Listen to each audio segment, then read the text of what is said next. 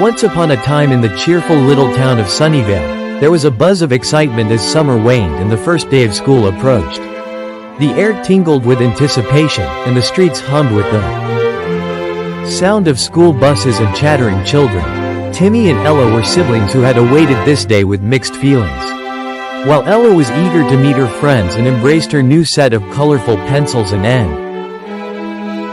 books, Timmy was nervous, clutching his mother's hand tighter with every step closer to school.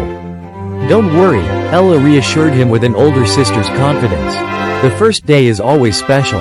You'll make lots of friends." As they approached Maple Grove Elementary, they were greeted by the shiny, welcoming sign above the school entrance, which seemed to smile down at them. Children swarmed the playground, their UGHS and shouts filling the air. Mrs. Appleby, their teacher, stood by the classroom door, her smile wide and inviting.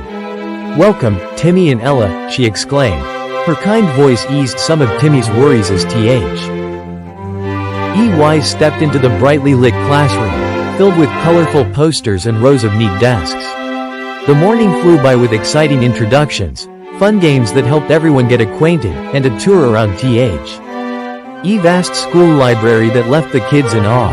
Timmy found himself a comfortable spot near a window, and as he looked out at the sunny playground, he felt a strange new feeling blossoming inside him: excitement. Lunchtime was a parade of shared snacks and stories. Timmy shyly offered some of his cookies around and was met with grateful smiles and offers in return. As school ended and they walked home with stories spilling out of them, Timmy squeezed Ella's hand. "Can we go back tomorrow?" he asked, his earlier fears forgotten. Ella laughed, hugging him. Every day, she promised, and the idea no longer seemed daunting to Tim.